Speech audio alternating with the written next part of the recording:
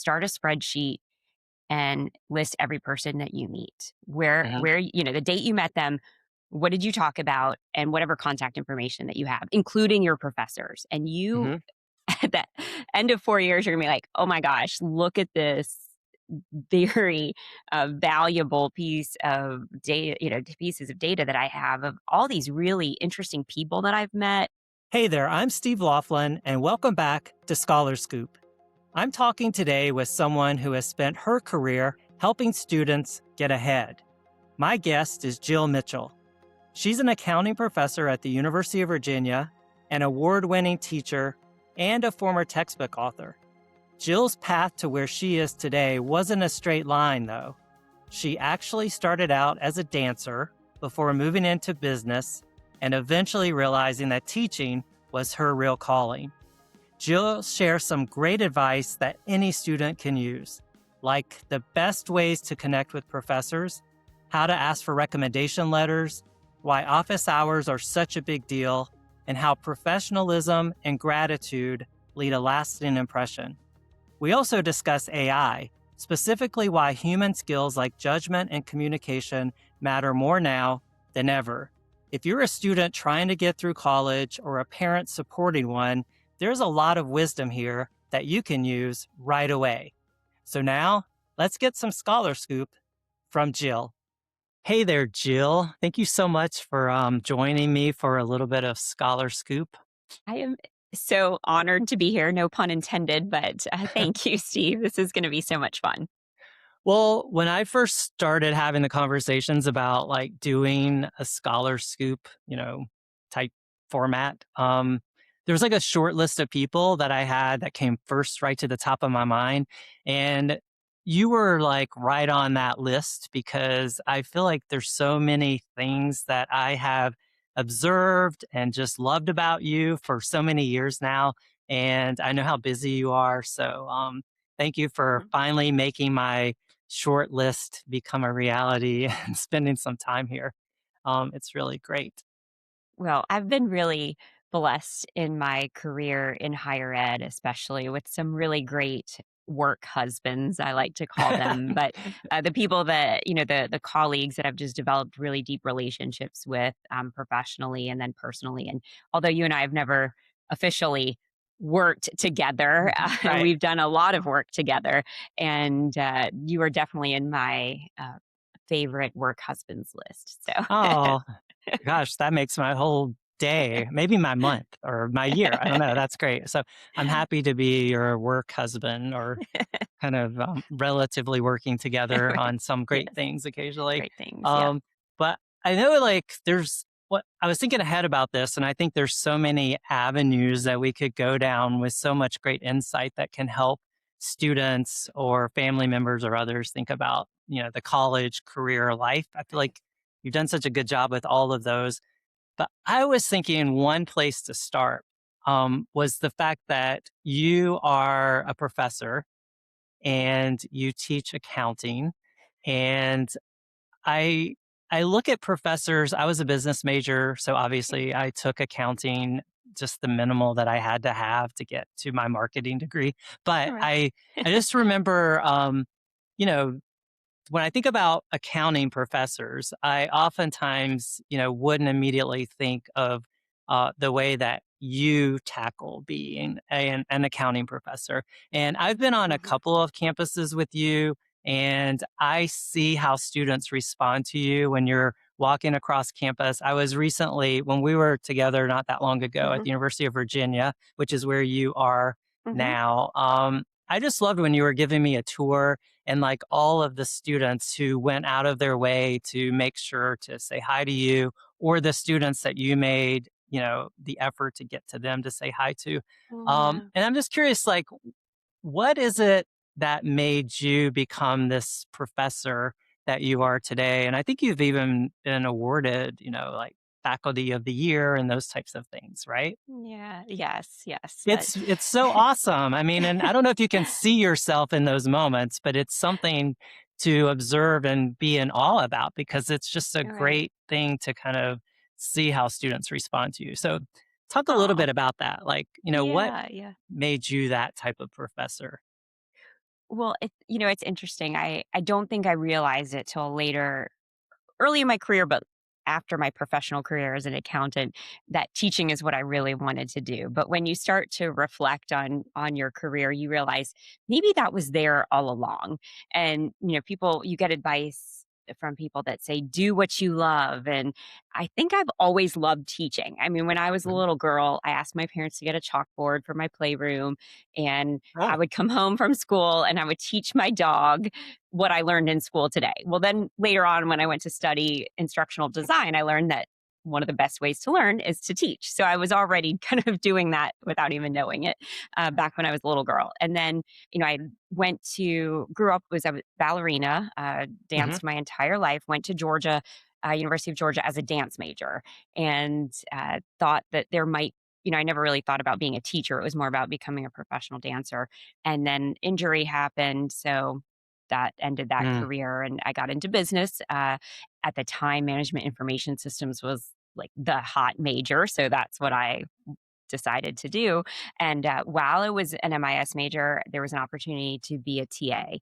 And I loved it. And at Georgia at the time, we the other TAs and I, we taught a lab on Microsoft Office. So, okay. Excel and Word and PowerPoint, we actually got in front of the classroom and taught. And it was there I think that I started to really understand like this is kind of neat, and I loved my professor and I loved my relationships with my teachers growing up. I loved school. I was like I won't say the perfect student, but I was a Mhm, student that loved being there and loved building those relationships early on in elementary, middle, and upper school. So I had a great professor that I was a TA for, and I learned so much from him. And then I started to really observe how other professors worked and what made them special. So one professor in particular was Dr. Stevenson. He was a marketing professor, taught principles of marketing, mhm, 200 students, and he was this little man and he would run up and down the aisles with a microphone and he said, I'm like Oprah. And, what do you think? And what do you think? And I sat in the front row and I was just like, I've never been in a lecture class like that before. So I mhm, learned a lot about marketing, of course. But at the beginning of each class, he showed a picture of his family and he talked about what that picture meant to him. And he mhm, would teach us about ethics and like, when you're faced with a tough decision, will you be able to tell your grandmother what you did? mhm, And those kind of teaching moments really kind of stuck with me. And I think I just kind of cataloged them in the back of my mind. So, anyways, graduated from University of Georgia, MIS degree, had a great offer from very large firm. About a week before that graduation, though, they took us out to dinner and said, we're postponing your start dates. And they kind of led us along and got through the next recruiting season. And then they rescinded those offers. And I just share that mm, because it was one of those moments where wow, what am I going to do now? I did everything right and this yep, got taken away from me and the power of relationships, right? And so thinking about I was like, all right, well, what am I going to do? And I had met someone at a career fair that was at EY. They had a program called Your Master Plan where you could go and get your master's degree in accounting while working for EY. And I thought, well, let me call him back up because we had stayed in touch over email. There was no LinkedIn then about Georgia football.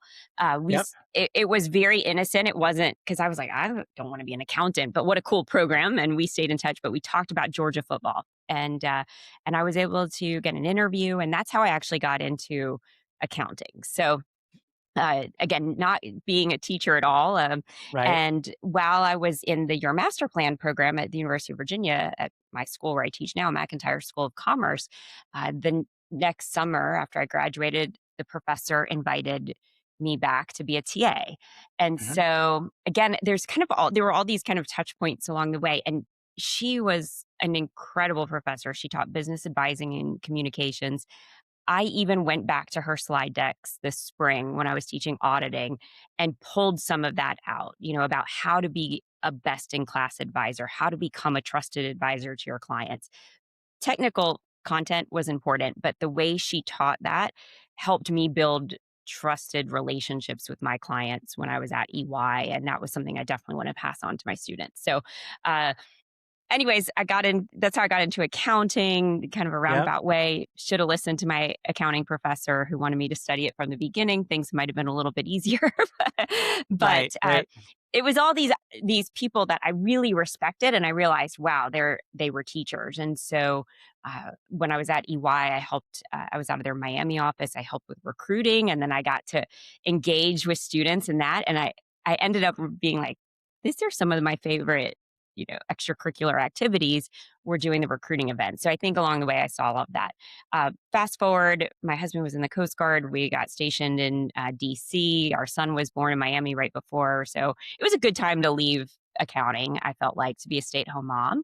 And then I got into, I thought I would be a stay at home mom. Clearly didn't last long. And so that's how I got into Nova is I thought, well, I could teach at Mhm. night. And, uh, and so when I had one of my great work husbands that I mentioned at the beginning, said, "Jill, there's a full-time position open. You should consider it. It's a really great opportunity." He came from Big Four, just like I did, and so the community college was so special to me. And the first person I called when I got the job, I can still remember this day, was walking on the Nova Annandale campus, and I called Dr. Stevenson, Oh. my marketing professor, and I said, I don't know if you know that you remember me, but he wrote this book called Extraordinary Teachers, and it was Mhm. published right before 9/11. And I recently bought up every copy I can, and I keep it in my office to give to teachers when I meet with them. And and I said, Dr. Stevenson, I've read these essays of all the award winners at the University of Georgia, but I wanted to talk to you because I want to make sure that when my students leave my class, they feel the way I felt when I left your class. Mhm. And he gave me lots of good advice. And so I think it was my teachers that really influenced how I teach and Yep. how I wanted my students to feel, no matter what the subject is. So I know it was a little bit. I went on some tangents there from your question, but I think my kind of career arc, Mhm. tells that story of why I became the teacher that I am. So Well, I think it's great because what it reminds me of in hearing that is that sometimes the path is oftentimes a little swervy and takes twists right, and turns that you aren't expecting. And yeah. there's a couple of things that I think maybe students don't oftentimes think about. And you mentioned how he would share photos of his family and things and Hmm. talk about that. And I think it humanizes the professor a little Hmm. bit. And it's a good reminder that the person teaching the class is there because they want to hopefully be there to Right. help you, but they also have a full life. And, I think that, advice you often hear that I think students don't take too seriously is that you should reach out to your faculty members and you Yes. should ask your faculty members for advice and insight. And how do you encourage students to do that? Because I feel like so many students, especially lately, are not inclined to want to do that. And do you think there's a way that you can make that happen more? Because I would love for students to really do that. Yeah, I think it's like one of the best pieces of advice I could give a student because honestly, most professors are there because they want to help students, Hmm. improve their lives, and those are the best hours of our week, or when we have that interaction. When I first started teaching at the University of Virginia, I was teaching about 1,000 students online in an Mm. asynchronous environment, and what I was so heartbreaking for me was that I couldn't reach each one of them and build those relationships with them, and that was my biggest concern. Yeah, I've been teaching accounting forever. I can teach you content, but how am I gonna get across through the screen how much I care about you? And so I would just be in my office all day, uh, you know, from 9 a.m. to 6 p.m. and schedule office hours. And I would just meet with students from, every hour because even though I was online, I wanted them to help, I wanted them to build the relationships with me. And they did.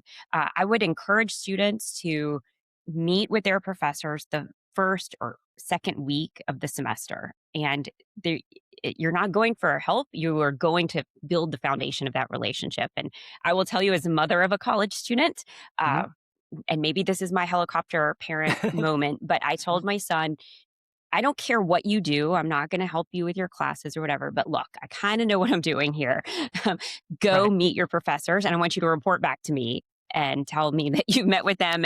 And do you know, he had such a great experience. There was a class that maybe he wasn't so sure about, and he said, "Mom, we talked for like 45 minutes." And I said, "Yes, that's why, you know."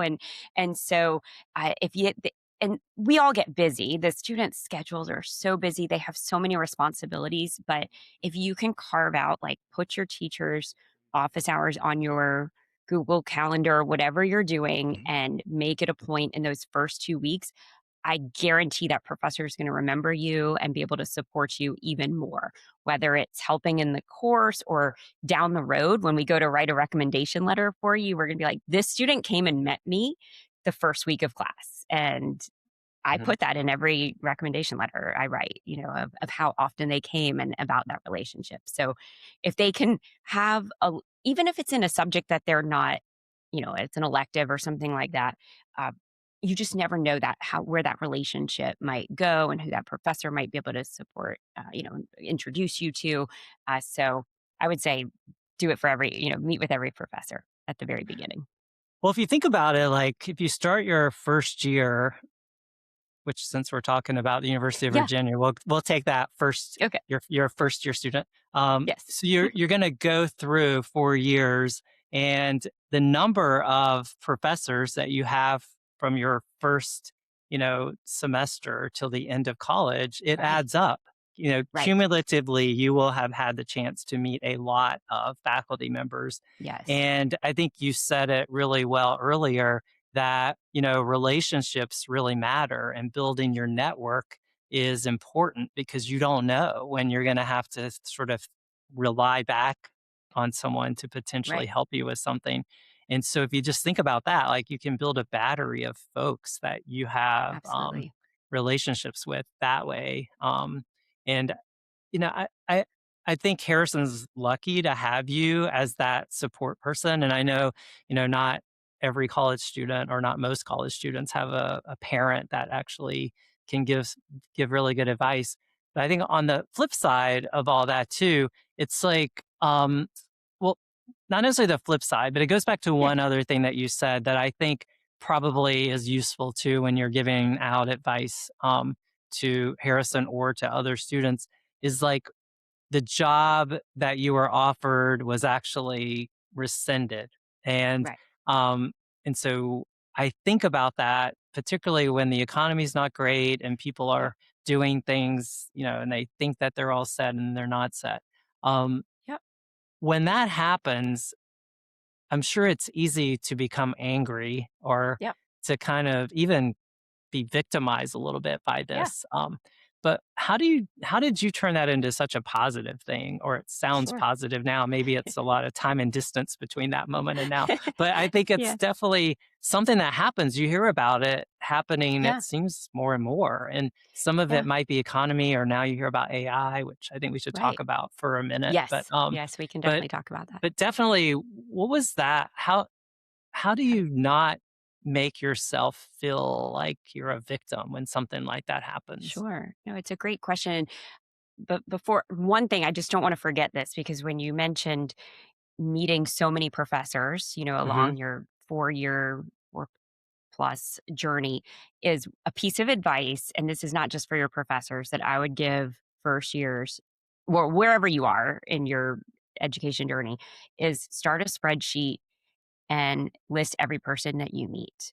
mhm, The date you met them, what did you talk about, and whatever contact information that you have, including your professors. And you mhm, at the end of 4 years, you're gonna be like, "Oh my gosh, look at this very, valuable piece of data, pieces of data that I have of all these really interesting people that I've met."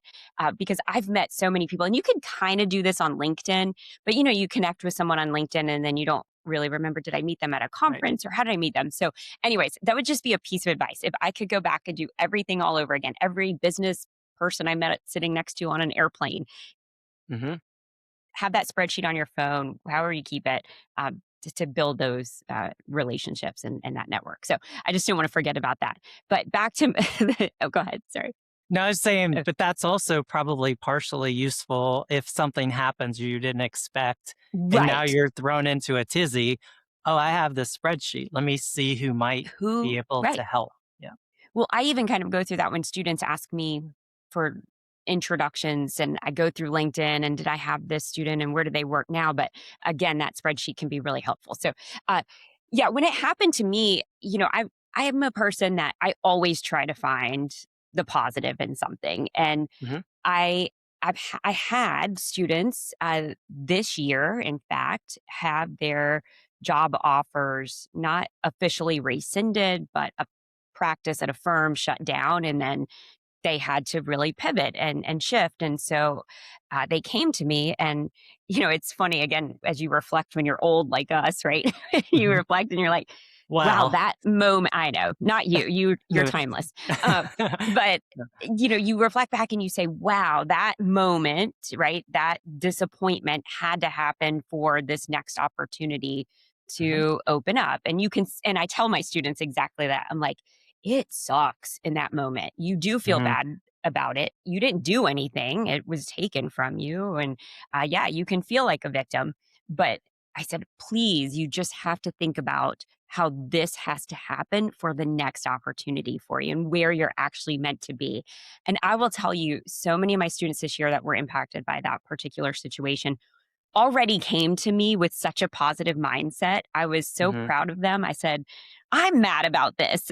And they just were so optimistic about it. Like, "Nope, yep, yeah, I'm gonna see what this other option is." And I said, "You're already halfway there," but then they told me, they said it was so nice to hear about your experience and then also to see your career that yeah, you ended Mhm. up where you were meant to be. And if you would have gone to work there, who knows? So I think you just have to say, "This had to happen," even though it sucks in the moment for Right. this other opportunity to open up, so, Well, I think that's true for, a job offer but it also could be true for a relationship or a school yes, that you really wanted to go to, or yes, sometimes it doesn't work out the way that you were hoping. But yeah, you're exactly right. I think you and I share that mindset. Like, your life is just like a jigsaw puzzle of yeah, experiences. And yeah, oftentimes, it's not the piece you were thinking it was going to be, but let's see right, how we make this work. And then it makes a full picture eventually, but you don't know it in the right. moment. Right. You So, don't, right, so absolutely. I think that's super advice. So just to like pivot for a second, Yeah, I know a lot of people are really concerned these days about AI. And yes, I think sometimes, particularly in the world that you exist in, people often say, well, in 10 years, you're not going to need, an accountant because you can put everything into this or right. whatever. And so when it comes down to students now making choices about majors, and I think majors is Mhm, where a lot of emphasis is put, what's your gut feeling yeah, telling you about this and how it's going to work out for the long term potentially? yeah. Yeah, obviously, this is a really big focus at our school. Actually on our summer AI task force, and I had a meeting earlier today with some leadership at one of the big four firms to talk about this very issue. And so I I don't think it's a crisis for the accounting profession. Again, here I am trying to always look at the positive. I think this is a really exciting opportunity. Mhm. The roles of our entry level staff are going to change. But from what I'm hearing at a lot of the big four accounting firms, uh, they were already offshoring a lot of that work anyways to free up the work for our staff to be able to do more interesting work, more meaningful work, more productive, so be more efficient. And so I think it's a really interesting opportunity for everyone, and we're all figuring that out. Like, what are the skills that we need to give to our students to prepare them for this AI enabled workforce? And what I'm hearing from all of the accounting firms, and then I also just surveyed a bunch of my recent graduates who are either working full time right now or doing summer internships in accounting. Mhm. And the number one skill they said they need across the board was their critical thinking skills. and the human skills, soft skills, Mhm, whatever we want to call them. I think we're landing on human skills. I don't know what you're hearing, Steve, but mhm.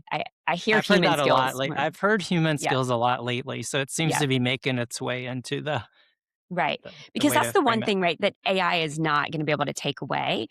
Right. Going back to what I learned when I was in graduate school from that professor who really influenced me about being a trusted advisor, we need people, employees that we can trust who are going to use the AI outputs uh, Mhm, ethically, be able to evaluate those. And so it all goes back to all of these human skills, being curious, being, using professional judgment. And in order to do all of those things, you still have to have the technical skills.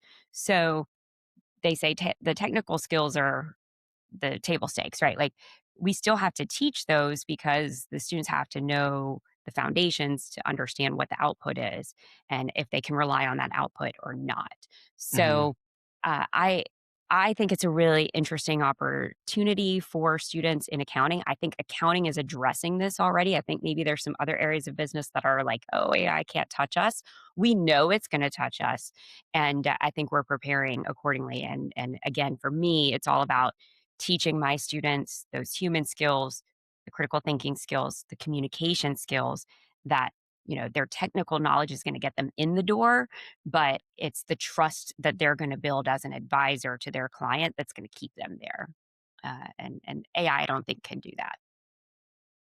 So I think that's a lot to think about, and I hope people will hear that clearly because I there is a lot of buzz, but Yeah, everybody's talking about this, which I think, yeah, and I know you were like a part of like an author for accounting textbook, right? Like an accounting yeah, textbook. yeah. So there Yes, could be students that are in their first year of accounting and yes, they would have your textbook. yes, yes, So when you write a book like that, yes. and then time evolves, like Hmm. what happens with the textbook itself? So it's even talking about the AI side, right? Do you Right. go back and make revisions to the Yeah. textbook to try to make it more relevant for the moment? Or how does that actually work? And how did you become a textbook author as Yeah, well? yeah. Because I think that's amazing.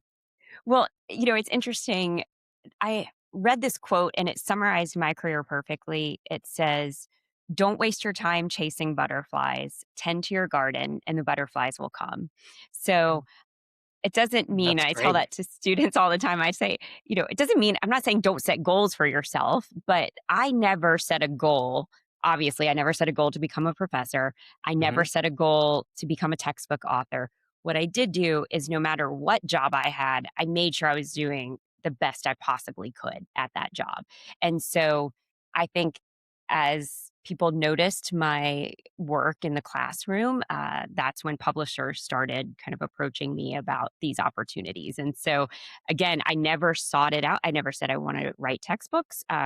But then I saw that as an opportunity, again, on the positive side of things, to not just like, wow, I can take what I do in the classroom with my small number of students at Northern Virginia Community College and share that now with students across the country. And I can help faculty and we can share ideas. And that's really how the textbook opportunity came about. In that process, I became such a better teacher because, again, another work husband I had Hmm. was Paul Kimmel, my co-author. One of the most caring professors I've ever met.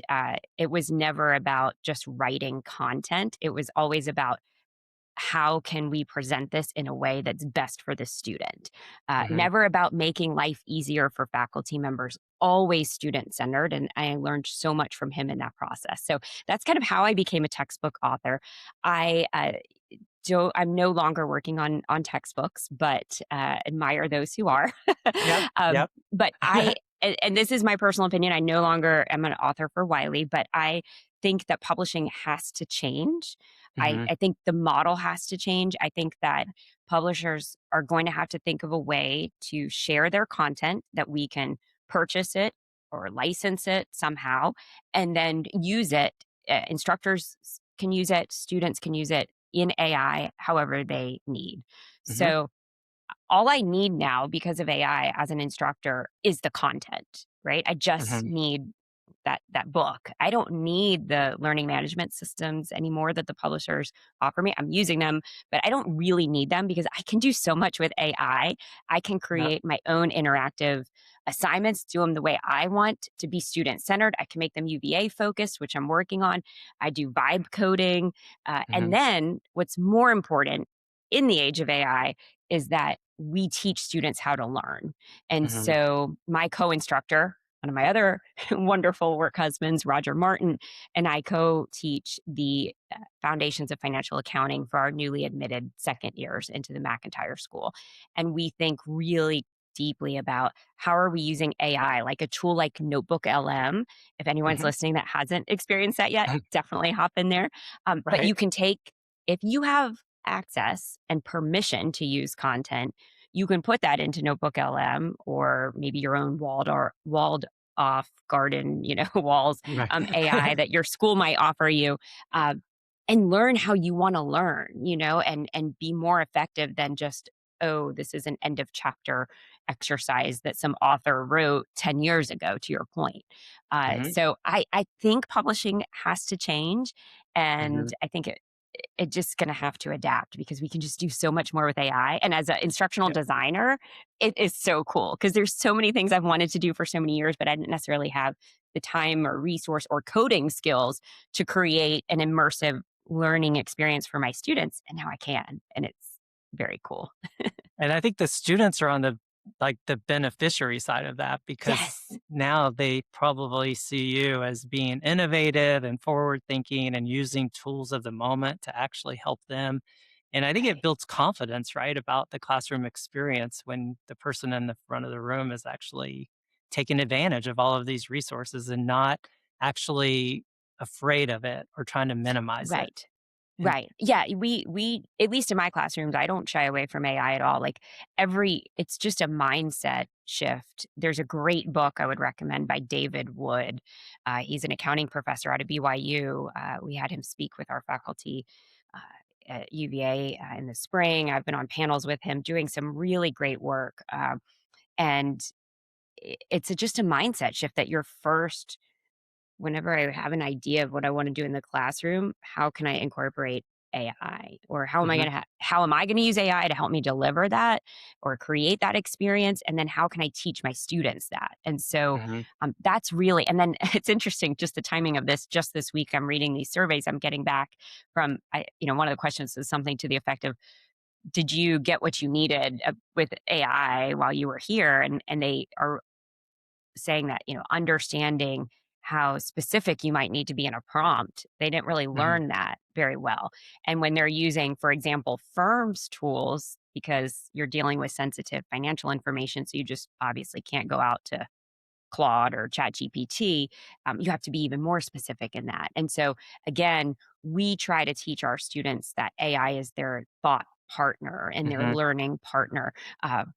David Wood, he works with EY. They have something called the EY ARC experience, and they create simulations and resources that instructors can use for their students. And one of them is an AI apprentice. And so the way that works is as the instructor, I give the apprentice a quiz. So I design what the quiz is, and it's the student's responsibility to teach the AI apprentice the content, whatever the topic is, well enough yeah, that they can pass the quiz. So again, it goes back to me teaching my dog back in my right, right. playroom growing up, right? Same Everything idea goes here full is like, circle. yeah, it does come full circle. Can you teach the AI apprentice well enough? Do you know this topic well enough? And that is hard. I did it and I'm the Mhm, professor, and it's hard to teach a topic when you're a novice learner. But man, do you learn it afterwards, right? So right. there's just so many really cool ways that AI is supporting learning, and if we can get students and faculty away from they're using it to do all of their work to they're using it as my partner, that's going to be the key mindset shift, I think. That's awesome. And I know the other thing I was thinking about, and this was a long time ago, and I don't have Hmm. the numbers right off the top of my head, but I remember that you wrote something for us on like the top 10 big things for your resume or something. I don't know if you remember doing Yes. this or not. Oh, I remember it. It was Uh, It No, was how to write how to request recommendation letters. okay, so I knew it Okay. was something related to Yeah. kind of how do you Yeah. put yourself out there. Has that changed from when you did that for us? Like, would you still make the same suggestions and maybe give us some highlights for people that are thinking about recommendation letters and Yeah. Yeah. how that works?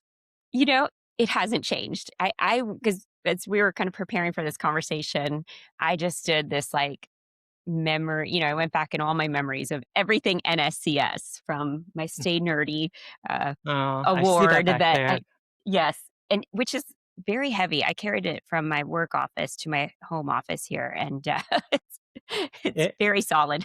I have one of those too, and it fell over and it hurt. Like when it hit Yeah. me, it's it's dangerous. It's like a dangerous thing to have hanging around. Maybe we don't put that in the podcast. But I always Well, felt safe with it there because I knew it could protect me right, if I needed right. to.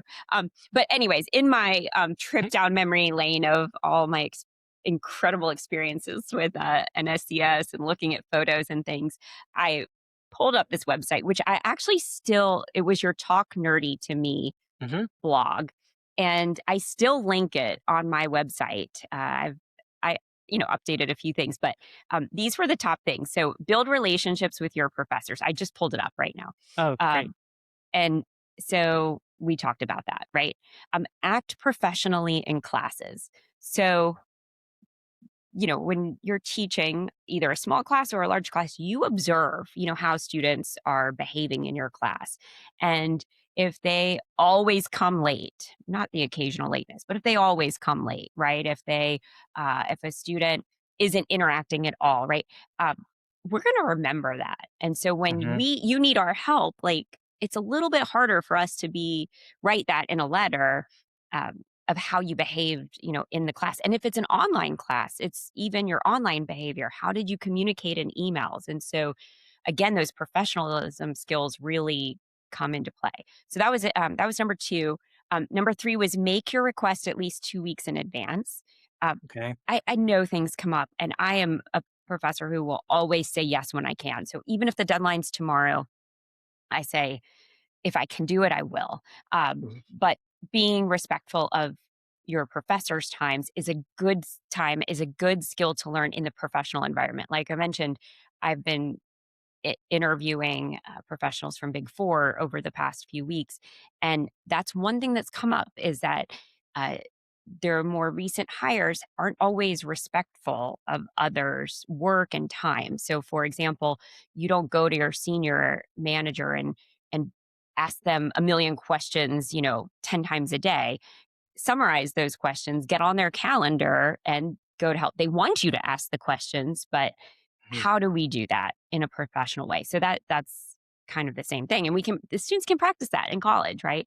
Right. Next one was provide supporting documentation. So I developed a form that all my students fill out with specific questions. I ask them for their resume and anything they want to share with me. Cause I said, the more information I have, the better letter I can write. So if they can Mhm. provide that up front, that shows me that they're being a professional, right? So that's super helpful. And then detailed submission instructions. So uh, there's Common App. I've written Right. hundreds of Common App recommendation letters at Northern Virginia Community College, and they're all different. But then when you get into scholarships and things, they're all different. So that type of detail, if you put that all into a letter or an email to request it, you're golden because Right. you've set the professor up for success. But again, it goes back to that first week of class. If you've gone to meet them in office hours, that's a line they've already written for your recommendation letter. So Yeah. so I would say nothing's really changed in No, that's over 10 definitely years. timeless, and, I remember how useful that was, and I'm glad that it's still out there, and we should bring it back to the surface for our current members so they can, definitely Yeah. think that through, either through this conversation or just what they can find online. The other thing that I think about with that, because I often get asked to do recommendation letters too, and this is true for scholarships and Yes. a lot of things, but on the recommendation front, one of the things that I see happening sometimes, and maybe you shouldn't or I shouldn't expect this, but like I don't oftentimes get a thank you note for doing those recommendation letters or an update on, hey, I got Yes. the opportunity. And I think that's a little short sighted too, because that kind of sticks in my head a little bit. Like, Yes. knowing that I took the time and effort, but there didn't seem like it was fully appreciated. Do you find that to be something that you've experienced, or is that a part of the advice piece as well? It's a good idea to be Yes. appreciative. Well, I always I have my recommendation letter folder in my Outlook, and, when I always let them know, "I've submitted your letter. Now Yep. please keep me updated on your acceptance or if you receive the scholarship."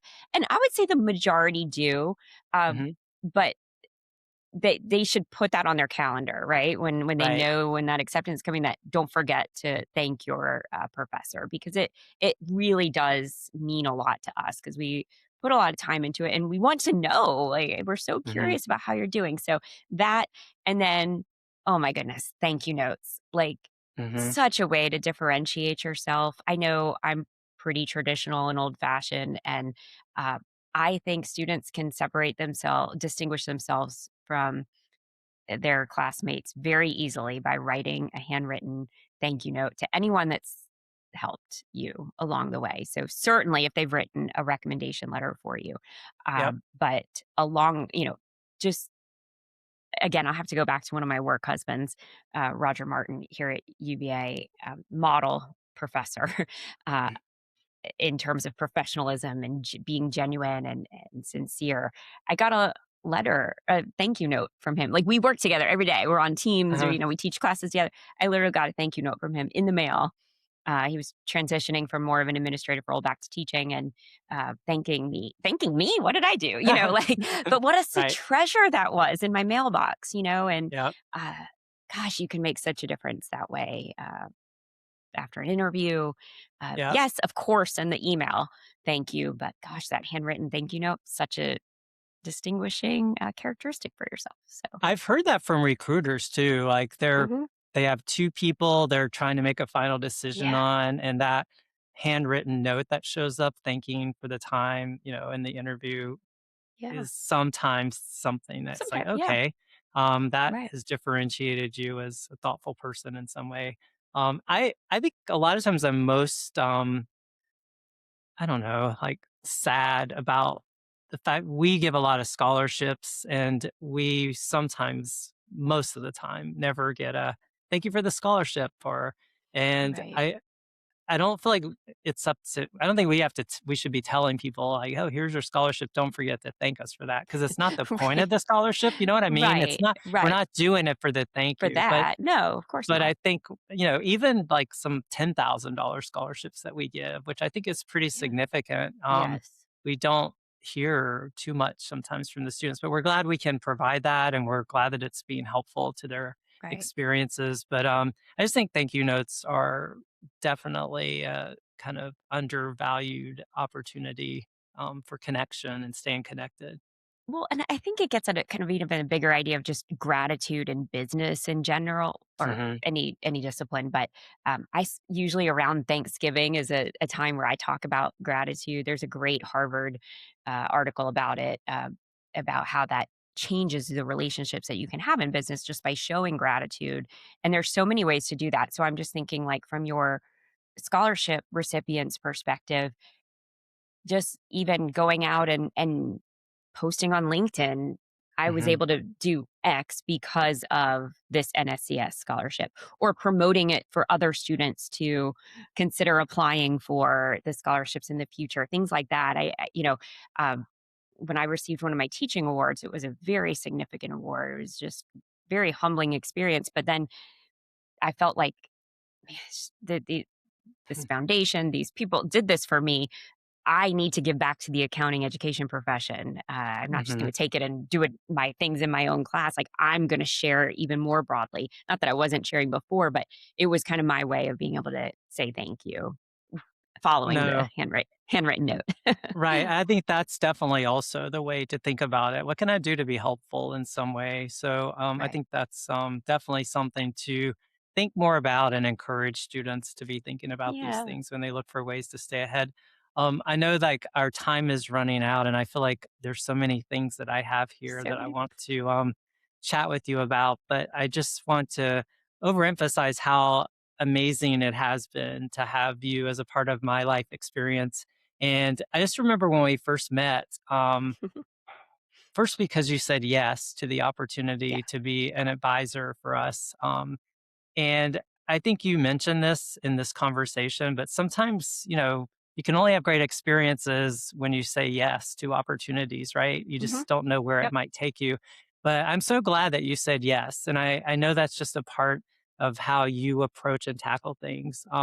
That meant a lot to me. And then to learn, oh, you're from South Carolina, which it's like, oh, Yeah. that's great. And then Kismet. you were Miss Greenville, which was like, it's just Oh, we like don't usually stuff. talk about But that. I think that's just like I love knowing that about you. And I think I always believed, like I know we came along maybe a little bit after you being in college, but I'm like, I just know Jill would have been a member of NSCS at the University of Georgia and been the chapter president and everything else, because it just seems to be the way that you tackle life. So Oh. thank you for that. Well, I'm glad I said yes to you, and I still remember the student that asked me. His name was Braxton, Uh-huh. and he said, "I'm kind of working with this honor society. Would we need an advisor? Would you do it?" And I was like, "Yes, absolutely. I love honor societies. I was president of an honor society when I was Right. at Georgia.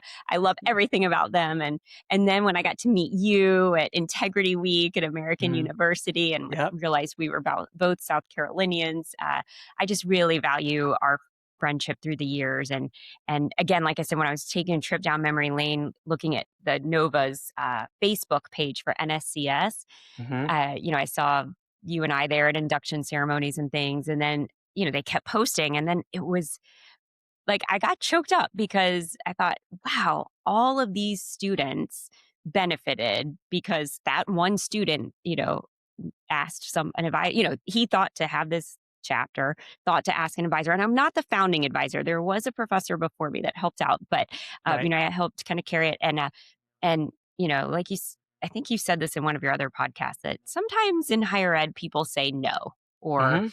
we have a negative perception on things. And I'm so glad that at least while I was there, it wasn't easy, but no, some of the Nova leadership was open to it because when I saw all those pictures of the students at induction ceremonies that have benefited from being an NSCS scholar, uh, thank goodness for that, for those people saying yes too. So, thank you for Yeah. all you've done, Steve. Oh, no, thank you, and it really does make a difference, and when people are willing to get involved and to see the opportunities that just need a little bit of nurturing and a little bit of Yep. support, and it can make a really big difference. And so, anyway, thank you for this conversation and all the good insight and perspective, and I look forward to maybe doing it again sometime. That would I be can't great wait for part two. for part two. It's okay. Well, thank you so much, Jill. Thanks, Steve.